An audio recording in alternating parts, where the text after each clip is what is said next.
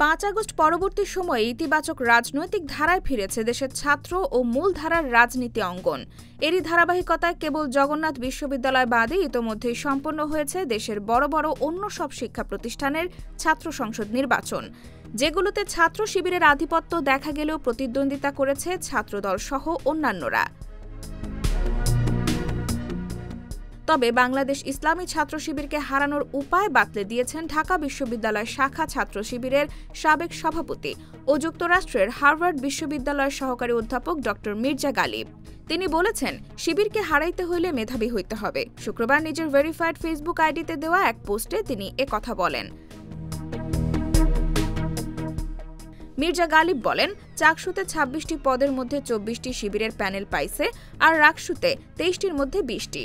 ছাত্রদল ডাকসু, জাকসু, চাকসু, রাকসু সব মিলিয়ে পাইছে শুধু একটা এজিএস। এই যে সারা দেশব্যাপী বিশ্ববিদ্যালয় পড়ুয়া তরুণ তরুণীদের একচেটিয়া সাপোর্ট পাইতেছে শিবির, এটা একটা নতুন বাংলাদেশের গল্প বলতেছে। তার মতে, অছাত্র, বয়স্ক ছাত্র, সন্ত্রাসী, চাঁদাবাজ, চিৎকার চেঁচামেচি করা পুরাতন রাজনৈতিক স্টাইল দিয়া আর রাজনীতি করা যাবে না। শিবিরকে হারাইতে হইলে মেধাবী হইতে হবে, ছাত্রদের অধিকার নিয়ে কনস্ট্রাকটিভ রাজনীতি করতে হবে, আর দেখতে শুনতেও ব্যক্তিত্ববান কিউট সুইট টাইপের হইতে হবে। গুন্ডা গুন্ডা ভাব থাকলে আর হবে না। পরিশেষে হার্ভার্ড বিশ্ববিদ্যালয়ের এই সহকারী অধ্যাপক বলেন, এমন এক বাংলাদেশি তো আমরা চাইছিলাম আমাদের সারাটা জীবন ধরে।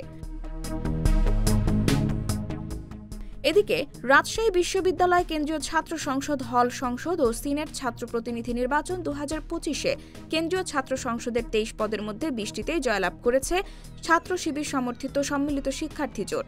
শুক্রবার সকাল 8:30টার দিকে কাজী নজরুল ইসলাম মিলনায়তন ভবনে আনুষ্ঠানিকভাবে এই ফলাফল ঘোষণা করেন প্রধান নির্বাচন commissioner F Nazrul Islam. IBTV USA, new York.